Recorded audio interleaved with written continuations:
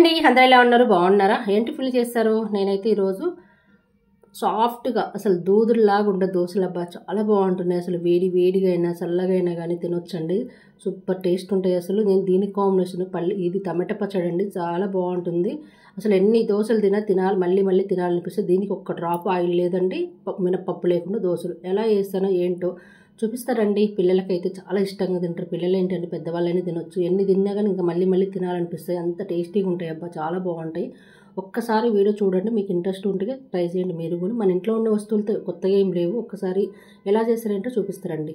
ఇప్పుడు నేను ఇదే కప్పుతో 2 కప్పులు బియ్యం, ఏంటి మనం అన్నం వండుకునే బియ్యమైనా పర్వాలేదు, మన రేషన్ బియ్యమైనా పర్వాలేదు. నేనైతే రేషన్ బియ్యం పోస్తానండి. మన బియ్యం కాకుండా రేషన్ బియ్యం అయితే చాలా బాగా వస్తుంది. దోశలకైనా దేనికైనా మంచిగా ఉంటాయి. నేను ఆ గిన్నెతో 2 కప్పులు బియ్యం పోస్తున్నాండి. 2 కప్పులు బియ్యం పోసేసుకుందాము.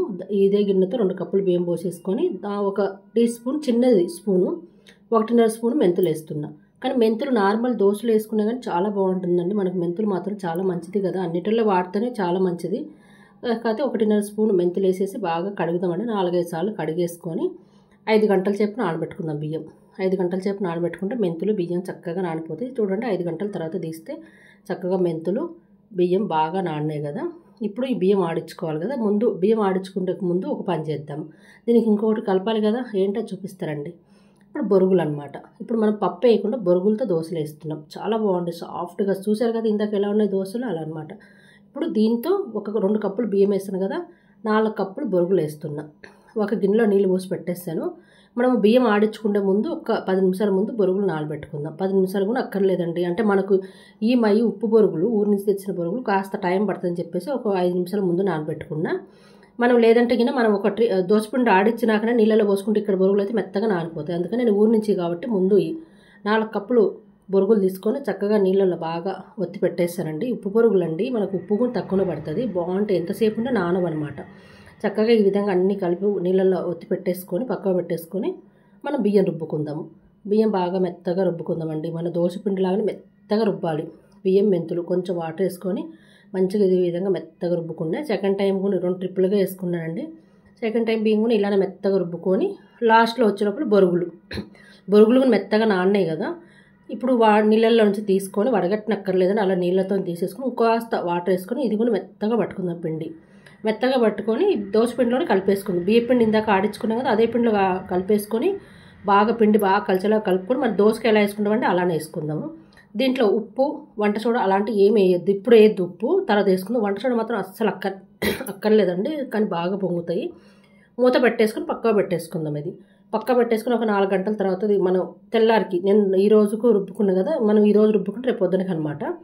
అది రెడీ చేసి పెట్టేసుకున్నాం. దానికి కాంబినేషన్ చట్నీ చేసుకోవాలి కదా. ఇంకా చట్నీ చేస్తున్నా. చట్నీ చేసేసుకొని, చట్నీ ఏంటంటే ఎండుమిర్చి, జీలకర్ర, కరివేపాకు, టమాటా, ఎల్లుల్లిపాయలు, అంతేనండి. సింపుల్గా అయిపోతే టేస్ట్ మాత్రం అదిరిపోతుంది. ఈ పచ్చడికి కాంబినేషన్ కొంచెం చింతపండు కూడా వేద్దాము. దీనికి ఎండుమిర్చి, మనకు మెయిన్ ఈ పచ్చడి టేస్ట్ కోసము జీలకర్ర, ఎల్లుల్లిపాయ అండి, ఇంకా వేరేది ఏం అక్కర్లేదు. టమాటాలు వేసాను, ఉప్పు, పసుపు, కరివేపాకు అన్నీ వేసుకున్నాము. వేసుకొని ఎల్లుల్లిపాయలు కూడా ఒక 5-6 రెబ్బలు వేసేసుకుందాము. టేస్ట్ బాగుంటుంది ఎల్లుల్లిపాయలు వేస్తే.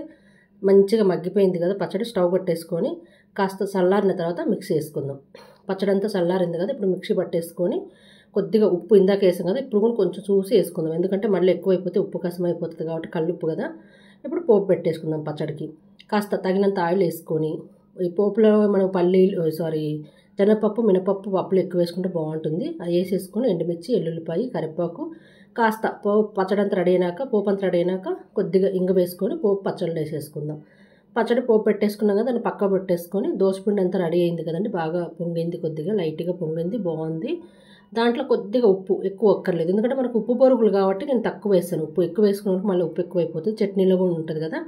ఈ విధంగా ఇది చూడండి, దోసపిండి కంటే కొద్దిగా లూజుగా ఉండాలి, మరీ గట్టిగా అక్కర్లేదు, మరీ లూజుగా, కొంచెం లైట్గా అంతే. ఇలా వేసేసుకొని ఒక్కొక్క దోశ వచ్చాక 1.5 పిండి, ఒక గరిటెతో 1.5 వేసేసుకొని ఇలా మనకు హోల్స్ లాగా వస్తుంది కానీ పలచగా కాకుండా నేను అట్లలాగానే వేస్తున్నా. ఇలా హోల్స్ లాగా వచ్చింది కదా, ఇప్పుడు మనం మూత పెట్టుకోవాలి. దోశ పోసినాక సిమ్లో, మరీ సిమ్లో కాకుండా హై హైలో కాకుండా మీడియం సైజు పెట్టుకొని ఇలా హోల్స్ లాగా వచ్చినాక దోశలు వేసుకుందాం అన్నీ. ఆయిల్ మాత్రం ఒక్క డ్రాప్ కూడా అక్కర్లేదండి. ఒకవేళ మీకు పెన్నానికి అతుక్కుంటుంది అనుకున్నప్పుడు ఏం చేస్తామంటే ఉల్లిపాయ కానీ వంకాయ కానీ వాటర్లో అద్దుకొని పెన్నానికి తిద్దేసి చేసుకుంటే చాలా బాగుంటుందండి. పచ్చడి కూడా చాలా బాగుంది. కొద్దిగా ఉప్పు తక్కువ ఉందని చెప్పేసి మా అబ్బాయికి వేస్తున్నా. వేడి వేడి అట్లా వేస్తే తింటే చాలా బాగుంటుంది, సాఫ్ట్గా మంచిగా ఉండే అని చెప్పేసి ముందు వాళ్ళకి వేస్తుంటే వాళ్ళు తింటుంటారు కదా, నేను వేద్దామని చెప్పేసి మా అబ్బాయికి ఇచ్చేసాను, పచ్చడి చేసేసాను. కానీ మనకు ఆడ పెండానికి అతుక్కున్నప్పుడు మీరు ఆ పని చేయండి. నాకైతే ఏమి అతుక్కోలేదండి, చక్కగా వేస్తున్నాయి. కానీ ఒక్క డ్రాప్ ఆయిల్ లేకుండా వేస్తున్నాండి, చాలా బాగున్నాయి దోశలు అయితే. తింటుంటే మళ్ళీ మళ్ళీ తినాలనిపిస్తుంది. మా అబ్బాయి చూసి ఏం దోశలు వేస్తావో ఏమో అని అన్నాడు. సరే నచ్చితే తినలేకపోతే వదిలేయని చెప్పేసి వాడు కూడా 2 దోశలు తినేస్తాడండి. లావుగా ఉంటాయి కదా, 2 కంటే ఎక్కువ తినలేము. ఎంత ఇష్టంగా తినేవాళ్ళని కాదు, 3 అంతకంటే మించి తినలేమండి. ఎంత బాగుంటాయి, సాఫ్ట్గా ఉండగాని అంటే హెవీ అయిపోతాయి, ఎందుకంటే లావుగా వేస్తాం కదా, చక్కగా చాలా బాగుంటాయి. బాగలేవని మాట ఉండవండి, అంత బాగుంటుంది. ఒక్కసారి ట్రై చేయండి ప్లీజ్. అబ్బా నచ్చితే లైక్ చేయండి, షేర్ చేయండి, కామెంట్ చేయండి. కానీ పచ్చడికి అదో అట్టుకు సూపర్ టేస్ట్ ఉంది అబ్బా. అందరిది అయిపోయింది, లాస్ట్లో నేను తింటున్నా. మీరు కూడా ఒక్కసారి ఈ విధంగా ట్రై చేయండి. మన ఇంట్లో ఉన్న వస్తువులతోనే కదా బొరుగులు ఉంటాయి, బియ్యం ఎలానే ఉంటాయి, మినపప్పు లేకుండా ఆయిల్ లేకుండా కదా, ఎంత బాగుంటుందో అసలు. సూపర్ టేస్ట్ ఉంది. వేడి వేడిగా నేనైతే అక్కడే స్టవ్ దగ్గర అలా వేసుకుంటే ఇలా తింటున్నాను అనమాట. అంత వేడిగా అనిపిస్తున్నాయి, చక్కగా మెత్తగా తింటుంటే అలా వెళ్ళిపోతూనే ఉన్నాయి అనమాట. అంత సాఫ్ట్గా ఉన్నాయి అబ్బా, చాలా బాగున్నాయి. మీకు కూడా నచ్చుతుంది అనుకుంటున్నా. నచ్చితే ఒక్కసారి లైక్ చేయండి, మీరు ఒకసారి ట్రై చేయండి. ఇంట్లో ఉన్న బొరుగులు ఉంటాయి, ఇలా అందరూ ఇళ్ళలో ఉంటాయి, లేకపోతే దొరుకుతాయి షాపులలో. ప్లీజ్ అబ్బా నచ్చితే ఒక లైక్